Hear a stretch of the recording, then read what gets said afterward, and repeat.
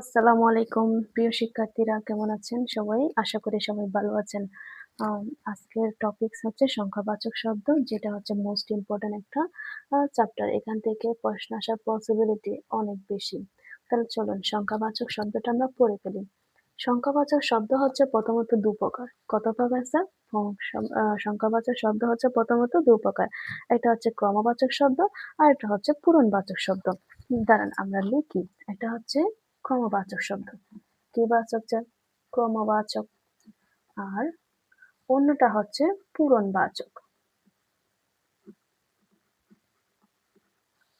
পূরণবাচক শব্দ। এই তো কেমন? এখন ক্রমবাচক যেগুলো হচ্ছে গণনা করা যায়। কি করা যায়? গণনা করা যায়। গণনা ও সরি এটাকে বলা হয় গণবাচক। মানে যেগুলো হচ্ছে গণনা করা যায় যেমন 1, 2, 3, 4, 5, 6, 7, 8, 9 এরা হচ্ছে গণবাচক শব্দ। এরপরে আসুন পূরণবাচক। এটাই হচ্ছে মেন ঝামেলা হচ্ছে এই পূরণবাচক শব্দটা। পূরণবাচকের মধ্যে হচ্ছে আবার ৩ ধরনের আছে। এটা হচ্ছে আপনার সাধারণ পূরণবাচক। কি বাচক? সাধারণ পূরণবাচক। আরেকটা হচ্ছে ভগ্নাংশ। আর অন্যটা হচ্ছে তারিখবাচক। ঠিক আছে? এরপরে সংখ্যাকে কথায় লিখলে, কিসে লিখলে? সংখ্যাকে কথায় লিখলে তখন এটা হচ্ছে গণনাবাচক। আমি বলি সংখ্যাকে কিভাবে কথায় লেখা যায়? যেমন এটাকে কি লেখা যায়? ১ আর এটাকে লিখবেন ২। এরপর এটা হচ্ছে ৩, এটা হচ্ছে ৪। মানে ক্রমবাচক মানে একটার পর একটা যখন লিখবেন তখন এটাকে কি বলা হয়? ক্রমবাচক শব্দ। এবার আসেন আমরা সাধারণ পূরণবাচক, ভগ্নাংশ পূরণবাচক এবং তারিখ পূরণবাচক এগুলো পড়ব। পূরণবাচক। পূরণবাচক শব্দ কোনগুলা? এগুলো আমি একটু লিখি। তাইলে কি দাঁড়ায়? পূরণবাচক শব্দের মধ্যে কি আছে প্রথমে? সাধারণ পূরণবাচক। কি আছে স্যার? সাধারণ পূরণবাচক শব্দ আছে। তাহলে এটা আমরা আগে লিখি। সাধারণ পূরণবাচক। সাধারণ পূরণবাচক কোনগুলা? প্রথমা, দ্বিতীয়া, তৃতীয়া, চতুর্থী, পঞ্চম, ষষ্ঠ, ষষ্ঠী। তারপর আরেকটা কয়টা হচ্ছে ৩০ কে যেমন ত্রিংশ বলা হয়। ৩০ কে কি বলা হয়? ত্রিংশ। ২০ কে বিংশ বলা হয়। ৪০ কে বলা হয় তোমার চত্বারিংশ। ৪০ কে কি বলা হয়? চত্বারিংশ। তারপর ৫০ কে বলা হয় পঞ্চাশিতম। ৫০টিতম। দেন আপনার আছে হচ্ছে ৬০। ৬০ কে বলা হয় ষষ্ঠীতম।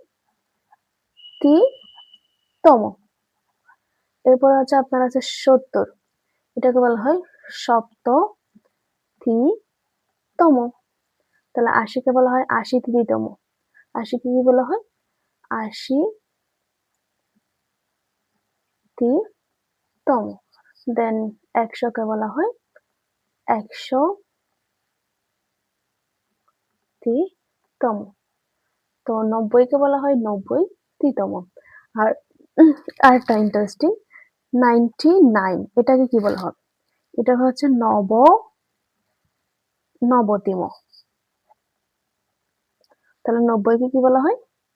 নবতিতম। তাহলে আশা করি মুখস্থ করলে হয়ে যাবে। এখানে এত আহামরি কিছু নাই।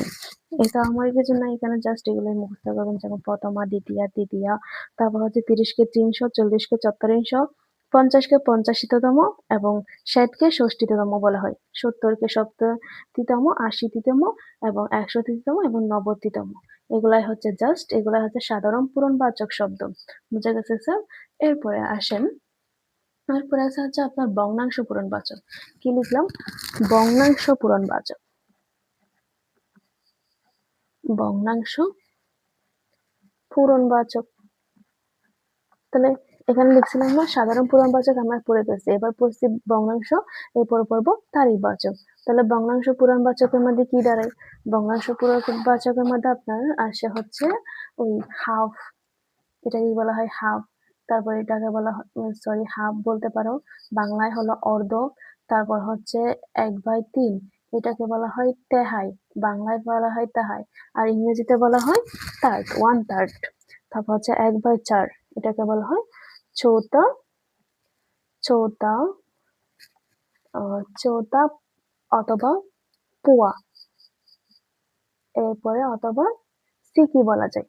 তাহলে তিনটা একসাথে বলা যায়। তাহলে 1/4 কে কি বলা হয়? চৌথা, পোয়া, সিকি, তিনটা একসাথে বলা হয়। কোনটাকে বলা হয়?